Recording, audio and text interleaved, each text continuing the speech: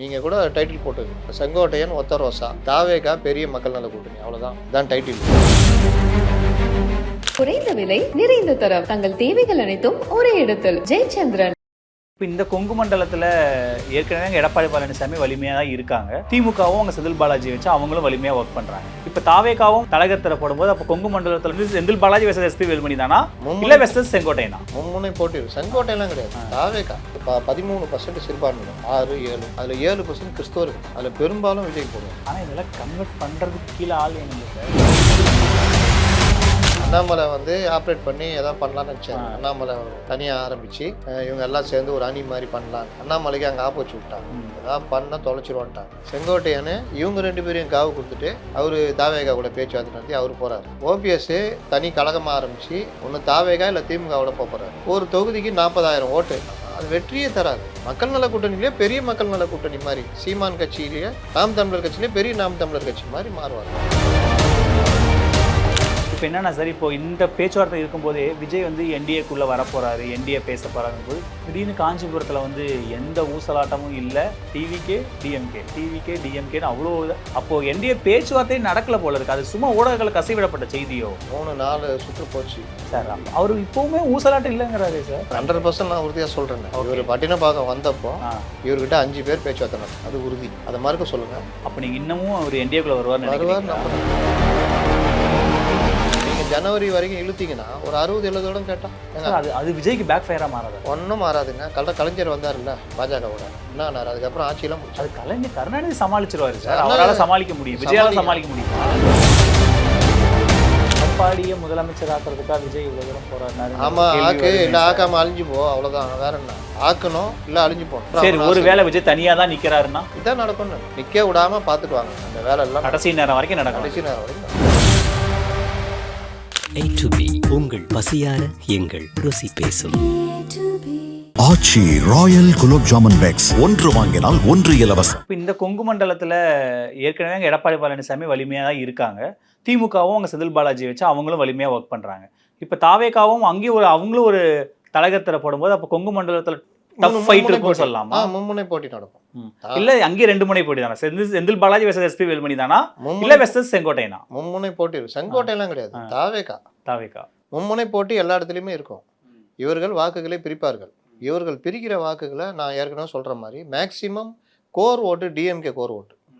நீங்கள் ரசிகர்கள் 2021 விஜய் ரசிகர்கள் எல்லாம் இங்கே தான் இருந்தான், தமிழ்நாட்டில் தான் இருந்தான், ஓட்டம் போட்டான். அவன் எல்லாருமே 90% டிஎம்கேக்கு தான் போட்டான். விஜயே போட்டார்.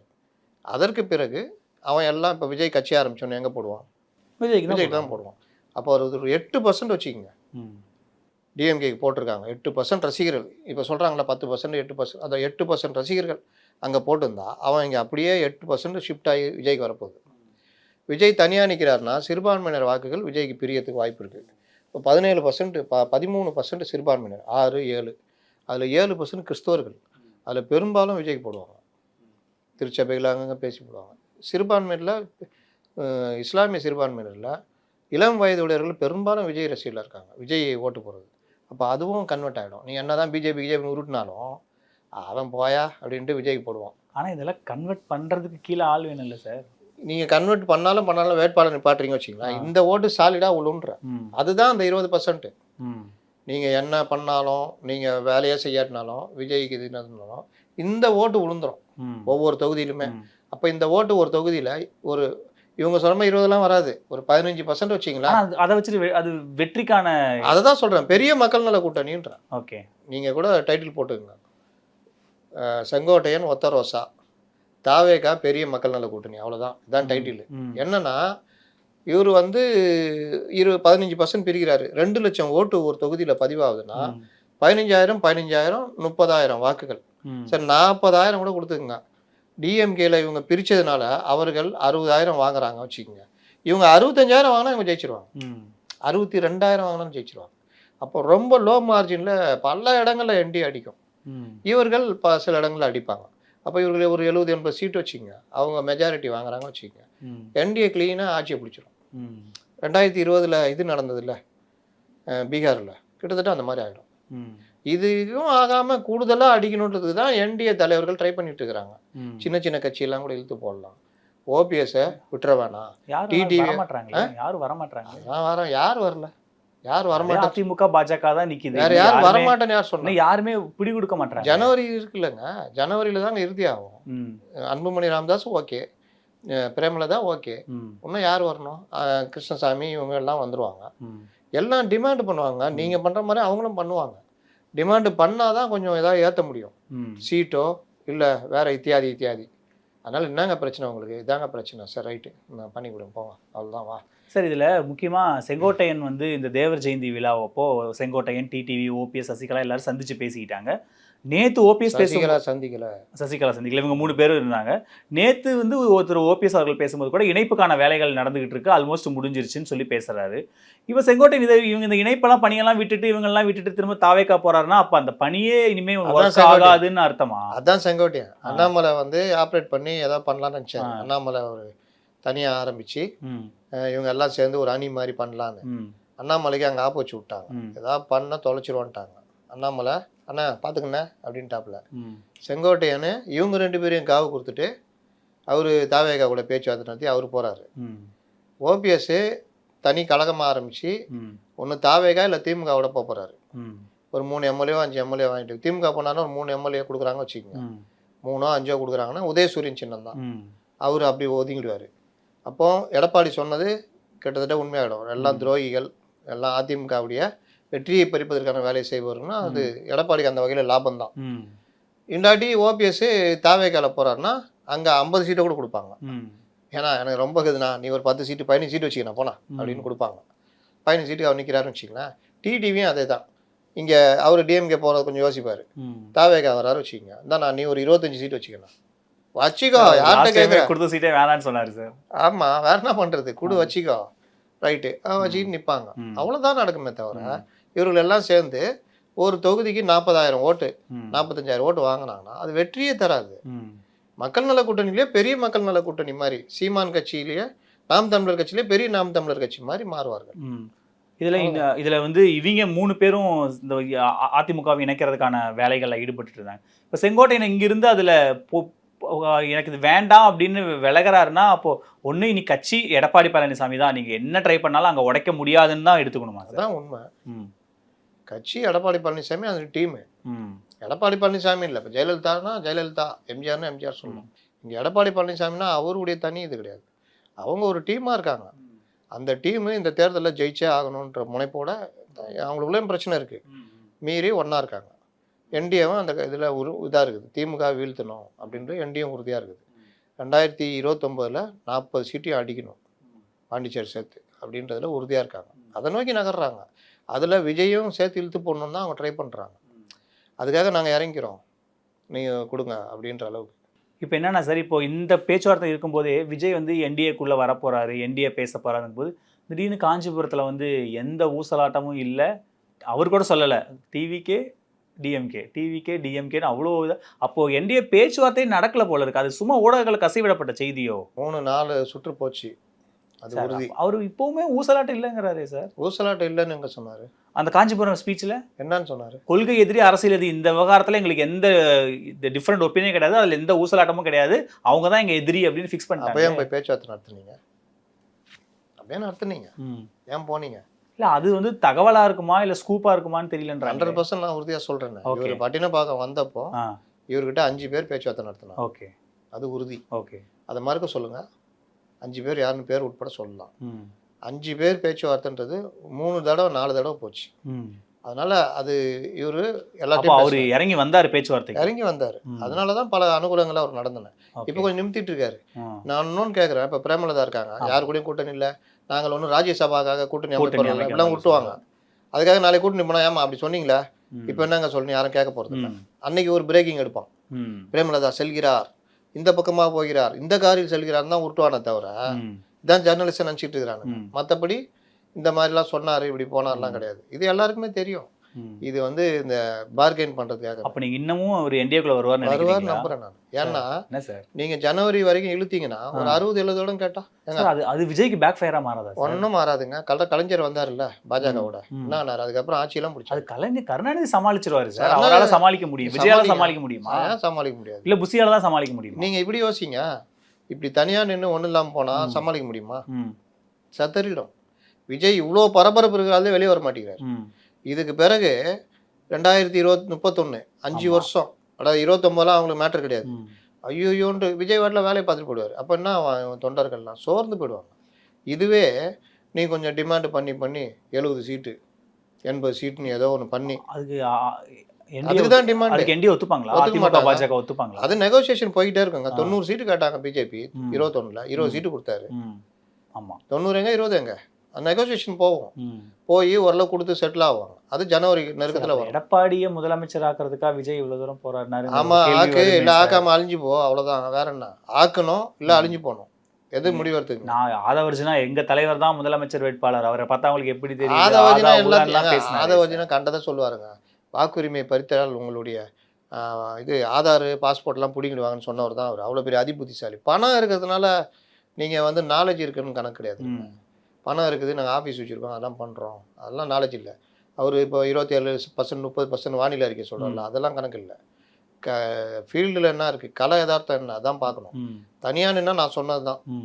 நீங்கள் காலை வாரி விடுவீங்க, யார் காலைன்னு சொல்ல முடியாது. ஆனால் எனக்கு நான் என்னுடைய கணிப்பு திமுக காலை வாருவீங்க தான் என்னுடைய கணிப்பு. அது தப்பாக கூட போகலாம், அது மக்கள் தான் முடிவு பண்ணுவாங்க. இன்னொரு பக்கம் நீங்கள் நான் வந்து இவரை முதலமைச்சர் ஆக்கன்னா இது ஒன் ஸ்டெப் ஃபார்வேர்டுங்க.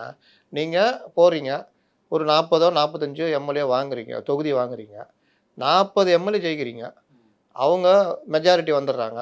பாஜக ஒரு 20 ஜெயிக்குது, இவங்க பாமக ஒரு 10-15 ஜெயிக்கிறாங்க, இவங்க இந்த அம்மா வந்து ஒரு 8-9 ஜெயிக்கிறாங்க. பலமான கூட்டணி 200க்கு மேலே அடிச்சிட்டிங்க. டிஎம்கே ஒன்றும் இல்லாமல் போச்சுன்னா நீங்கள் தானே எதிர்கட்சி தலைவர். எதுக்கு நீங்கள் ரெஸ்பான்ஸ் பண்ணணும்னு அவசியம் இல்லையே. ஆட்சியே நடந்தால் கூட எதிர்கட்சி தலைவராக கேள்வி கேட்கலாம், பண்ணலாம். இன்னொன்று, எம்பி சீட்லேயே இதே மாதிரி கூட்டணி தொடர்ந்தா 10% அடிக்கலாம் நீங்கள். அப்போ உங்களுக்கு ஒரு 7-8 எம்பி கிடைப்பாங்க. இந்த 40 எம்எல்ஏ இருந்தால் ராஜ்யசபா கிடைக்கும். நீங்கள் பவர் ஆகிடுவீங்க. டெல்லியிலையும் அனுபவம் கிடைச்சிருக்கும். 40-45 பேர் நிற்கும் போதே 234 தொகுதியிலும் உங்கள் தொண்டர்கள் அனுபவம் கிடைச்சிருக்கும். தாவேகா நிர்வாகிகள் தொண்டர்கள் எல்லாரும் எங்க தலைவர் முதலமைச்சர் ஆகணும், எங்க தலைவர் தான், அவர் தான் முதலமைச்சர், ஆட்சி மாற்றம்னு தான் அவங்க துடிச்சுக்கிட்டு இருக்காங்க. அவங்க எப்படி இந்த கூட்டணி கணக்குள்ள வருவாங்க? எனக்கு கூட ஐஏஎஸ் ஆகணும்னு ஆசை. சார் என்ன பண்ண சொல்றீங்க? உங்களுக்கு கூட ஏதாவது ஒரு ஆசை இருக்கும். சரி சார், நம்ம யதார்த்தத்தை பேசுவோம். அவங்க அப்படிதான் சார் இருக்காங்க. இப்ப என்ன சொன்னீங்க? யதார்த்தத்தை பேசுவோம். அதுதான் நான் பேச சொல்றேன். யதார்த்தத்தை பேசுங்கன்றேன். எல்லாருக்கும் ஆசை இருக்குங்க. ராகுல் காந்தி பிரதமர். சரி, ஒருவேளை விஜய் தனியா தான் நிக்கிறாருன்னா இதான் நடக்கும்னு. தனியா தான் நிக்கிறாருன்னா நிக்க விடாம பாத்துக்குவாங்க. ஓகே, அந்த வேலை எல்லாம் கடைசி நேரம் வரைக்கும் நடக்கும். கடைசி நேரம் வரைக்கும் நடக்கும். இவர்கள் ஒன்றும் பெரிய அரசியல் மேதைகள்லாம் கிடையாது. ஏன் நான் ஒன்றும் சொல்லிட்டா, செங்கோட்டையனே அதுக்கு அனுப்பிச்சிருந்தா? நான் கேள்விப்பட்டது திமுகவுக்கு போகாதீங்க, இதுக்கு தான் போகணும்னு பலமாக இன்சிஸ்ட் பண்ணது பாஜகன்னு சொல்கிறாங்க. இவர் பாஜக ஆப்ரேஷன் தானே என்னங்க சொன்னார் அவரு? பாஜக தான் என்ன அங்கே பேச சொல்லி பாஜக தான் தாவேக அமிச்சுன்றதுக்கு நீங்கள் என்ன மறுக்க முடியும்? பாஜக தாவேக அமிச்சு என்டிஏ கூட்டணிக்குள்ள வாங்க, கூட்டுவாங்க. அவர் என்ன பண்ணுவீங்க? செங்கோட்டையன் அதுக்கு ஆப்ரேட் பண்ண என்ன பண்ணுவீங்க? அவர் விஜய்கிட்ட உட்காந்து இந்த மாதிரிலாம் பண்ணலாம். ஆனால் முதல் தேர்தலில் ஒரு புதிய கட்சி ஒரு எவ்வளவு தங்களுடைய பலம்னு டெஸ்ட் பண்ணி பார்த்துக்கிறதுல அதுதான் சரியான ஒரு முடிவாக இருக்கும். விஜயகாந்த் தான் உதாரணம். விஜயகாந்த் தான் உதாரணம். நீங்கள் ஒரு 4-5 எம்எல்ஏ ஜெயிச்சிங்கன்னா என்ன பண்ணுவீங்க?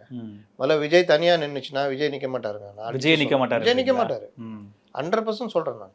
புசியாவது நிற்பாரா? அவர் நிற்பார். இங்கே நிற்பாரா அங்கே நிற்பாரா தெரியாது. அது ஓகே. அதனால் இது வந்து நீங்கள் அப்படி பார்க்காதீங்க, யதார்த்தத்தை பாருங்கள். நான் சொன்னதில் மாறுபட்ட கருத்து இருந்தால் சொல்லுங்கள். இல்லைங்க நீங்கள் சொல்கிறது தப்புங்க, அது எப்படிங்க திமுக ஓட்டை மட்டும் பிரிப்பாரு, ஏடிஎம்கே ஓட்டை பிரிக்கல? அது மக்கள் முடிவு எடுக்கிறது. நம்ம அந்த கூட்டணி கணக்குக்குள்ள நம்ம பேசுவோம். அது கரெக்ட். கூட்டணி கணக்குலாம் தான் சொல்கிறேன். நீங்கள் அங்கே போனீங்கன்னா 55% ஆகிடும். இவங்க சொல்கிற 20%, அது 39%னா எல்லா ஓட்டுமே அங்கே தானே போகும். சிறுபான்மையினர் ஓட்டு தவிர ஆன்டி டிஎம்கே ஓட்டுனா மொத்தமாக அங்கே தான் போகுது. விஜய்க்கு ஆதரவான ஓட்டும் அங்கே தான் போகுது. ஏடிஎம்கே ஆதரவான ஓட்டு, பிஜேபி ஆதரவான ஓட்டு, எல்லா ஓட்டும் ஒன்றா சேரும்போது ஒரு 50% 55%. இங்கே அப்படியே இறங்கியிருக்கும். அப்போ உங்களுக்கு ஸ்வீப்பு தான். 10-5%லேயே எல்லா முடிவுலாம் மாறிவிடும். இன்னொன்று, உளவியல் ரீதியாக பயங்கரமான கூட்டணி ஆகுதுன்ற முடிவுக்கு வந்துடும். திமுக சோர்ந்து போயிடுவாங்க. இவர் கூட்டணி பேச்சுவார்த்தை நடத்தியிருந்தார்ல. ஆனால் சார், இப்போ விஜய் இந்த மொமெண்ட் வரைக்கும் இப்படி பேசுகிறாரு. இது ஒரு அவர் மேலே ஒரு லீடரா நாளைக்கு தனியாக நிற்கும் போது ஒரு கிரெடிபிள் இல்லாத லீடர்ன்ற இமேஜ் வந்துடாதா? கடைசி வரைக்கும் இப்படி சொல்லுவார்ப்பா, கடைசியாக மாற்றிடுவார்ப்பாருன்னு இன்னைக்கு எடப்பாடி எப்படி திமுக ஒரு பிராண்ட் பண்ணுறாங்களோ அதே மாதிரி விஜயம் பண்ணுவாங்க. அதுக்கு தாங்க வசனம்லாம் இருக்குது. திமுகவை வீழ்த்த வேண்டும், இந்த ஒரே லட்சியம். தாவேகா இன்றைய நிலைமையில் நாம் எதிர்பார்த்ததை விட இவர்களோடு இணைந்தால் இவர்களை வீழ்த்துவது நம் முக்கியம். நம்ம லட்சியம் முதல்ல அதுதான். திமுக வீழ்த்தப்பட வேண்டும். நம்மளை கரூரில் கொலைகாரர்கள் என்று பழி சுமத்தியவர்கள் வீழ்த்தப்பட வேண்டும். இன்று நாம் ஒரு மாற்றத்தை கொண்டு வருவதற்காக ஒரு நல்ல பணியில் இணைகிறோம். அட என்ன தலைவர், நீங்க முதலமைச்சர் ஆவீங்கன்னு பார்த்தா நீங்க பாஜக கூட அதற்கான போயிட்டீங்க. காலம் உண்டு, ஒரு வயது group வெளில போயிடுவாங்கல்ல. அதற்கான காலம் உண்டு, வயது உண்டு. போனா போ, ம், எத்தனை பேர் போறாங்க? ம். அதெல்லாம் போக மாட்டாங்க. ம், கல்ட் ஃபாலோவர்ஸ் அப்படிதான் இருப்பான் ம். அவன். அதுக்கு ஏங்க ஆனா இந்த நீங்க நியூட்ரல் ஓட்டர்ஸ் வந்து பிஜேபி எதிர்ப்பு ஒரு நீங்க sentiment சொல்றீங்கல்ல, இருக்காங்கல்ல. நான் ஒரு இது ஜோக் சொல்றேன். சார், எடப்பாடி இன்டர்வியூ சார் இது. நீ ஒரு ஜோக் போட்டுனே ஜோக்குனா அந்த மாதிரி ஜோக் இல்லைங்க. எடப்பாடி வந்து இவர்களுக்கு ஆதரவா பேசின பிறகு ம். கீழே அடிமட்ட தொண்டர்கள் முழுவதுமே என்ன ஆயிடுச்சுன்னா, நம்ம அதிமுக கூட்டணியில இருந்தா பெஸ்ட்ன்ற முடிவுக்கு வந்தாங்க. ஓகே. 2026 விஜய் தான் முதலமைச்சர்ன்றது வாசகமே அப்ப அமுங்கி போச்சு. ம். மூணாவது, இப்போவும் போங்க, நீங்க போங்க, மாவட்ட செயலாளர்கள் எல்லா நிர்வாகிகளையும் கூப்பிட்டு தனித்தனியா பேசி பாருங்க. ம். அதிமுக கூட போனா பெஸ்ட்டுங்க, நமக்கு ஒரு கணிசமான எம்எல்ஏ கிடைப்பாங்கன்றதுல அவங்க நம்பிக்கையில இருக்காங்க. ம்.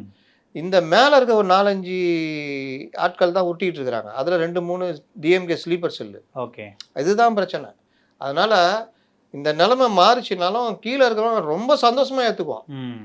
நீங்க ஒவ்வொரு மாவட்டத்திலையும் எப்படி பார்ப்பாங்க, ஐயோ சேர்ந்துட்டா நம்மளுக்கு சீட்டு கிடைச்சிச்சுன்னா நம்ம எம்எல்ஏ, டெஃபினட்டா எம்எல்ஏ, Correct. செலவு கூட பண்ண தேவையில்ல, அவங்க பார்த்துக்குவாங்க. அப்படி கிடைக்காத இடங்கள்ல எப்போ அவங்களோட சேர்ந்து வேலை செய்யலாம், நமக்கு ட்ரைனிங், நம்ம ஒன்றும் கஷ்டப்பட தேவையில்டாங்கப்பா அப்படின்னு நினச்சிட்டு ட்ரைனிங் எடுத்துக்குவோம். அப்போ 284 தொகுதியில் 50 நின்னா கூட 184 தொகுதியில் ட்ரைனிங்கு, 50 தொகுதியில் உங்களுக்கு ட்ரைனிங்கோடு சேர்ந்து எம்எல்ஏக்கள். ம். அப்புறம் உள்ளாட்சி தேர்தல், எனக்கு 2-3 மாநகராட்சி கொடு, இத்தனை நகராட்சி கொடு, கேட்டு நிற்கலாம். அப்புறம் உள்ளாட்சி பிரதிநிதிகளை பெரிய அளவில் தாவேக உட்காரும். அப்போ உள்ளாட்சி பிரதிநிதிகள், சட்டமன்ற இது, அடுத்து எம்பி சீட்டு இப்படிலாம் வரும்பொழுது உங்களுக்கு எல்லா வகையிலும் ஒரு ட்ரைனிங் ஆகிருப்பீங்க. நிதின்றது உங்களுக்கு பெரிய பிரச்சனையாகவே இருக்காது. 2031 போது தனியாக நிற்கிறேன்னா காங்கிரஸ்லேருந்து எல்லாம் கதறிட்டு ஓடிடுவாங்க. அன்னைக்கு தான் நீங்கள் முதலமைச்சர். வயசு இருக்குது, அடுத்த கட்டத்தை நோக்கி நகரலாம். ஆனா அது எந்த அளவுக்கு விஜய் அதை உணர்ந்திருக்காருன்னு தெரியல. இதுதான் நான் எல்லா இடத்துலையும் சொல்றது, ஒவ்வொரு தடவையும் சொல்றது. இந்த முடிவு எடுத்தா இந்த முடிவு, மக்களும் ஒன்றும் பெருசா நீ சொன்ன அப்படிலாம் மக்கள்லாம் கேட்க மாட்டாங்க. மக்கள் இன்னைக்கு நிலைமைக்கு பார்ப்பாங்க, ஆமாயா உடியா எல்லாரும் சேர்ந்து, ஆமாயா இந்த எது யார் ஜெயிப்பா, எல்லாம் ஒன்றா போயிட்டாங்களே, இவங்க தான்ப்பா ஜெயிப்பாங்க, பெரிய வெற்றி. 96 அப்படி தான் நடந்தது. 2 மாசம் முன்னாடி வரைக்கும் ஜெயலலிதா ஜெயிப்பாங்க. ஏன்னா காங்கிரஸ் ஜெயலலிதா ஆட்சியில் இருக்காங்க, பெரிய இது. திமுக 2ஆ உடஞ்சி கிடக்குது, இவங்க தான் ஜெயிப்பாங்கன்னு எல்லாம் பேசிக்கிட்டு இருக்கிறோம், எல்லாம் பண்ணுறோம். திடீர்னு பார்த்தா மூப்பனார் கட்சி ஆரம்பிக்கிறாரு, இவர் இது பண்ணுறாரு, ஷோ வராரு, ரஜினி வாய்ஸ் கொடுக்குறாரு. அடுத்த மாதம் என்ன தெரியுமா ஆயிடுச்சு, யார் ஜெயிப்பா, இதுதாங்க செம்ம அடி இருக்குங்க, ஜெயிக்க போகிறாங்க, அடி நவுத்திடுவாங்கன்னு அதே மாதிரி நடந்ததுங்க. 1 மாதத்தில் மக்கள் மனநிலை அப்படியே மாறிச்சுங்க. இந்த கூட்டணி பெரிய கூட்டணி ஜெயிக்கும் அப்படின்னு. ஸோ அப்படி ஒரு கூட்டணி அமைதான்னு பொறுத்திருந்து பார்ப்போம் சார். இவ்வளோ நேரம் உங்கள் நேரத்தை எங்களோட செலவழிச்சதுக்கு ரொம்ப நன்றி சார். குறைந்த விலை, நிறைந்த தரம், தங்கள் தேவைகள் அனைத்தும் ஒரே இடத்தில். ஜெயச்சந்திரன். A to B உங்கள் பசியார எங்கள் ருசி பேசும். ஆச்சி ராயல் குலோப் ஜாமுன் பேக்ஸ், 1 வாங்கினால் 1 இலவசம்.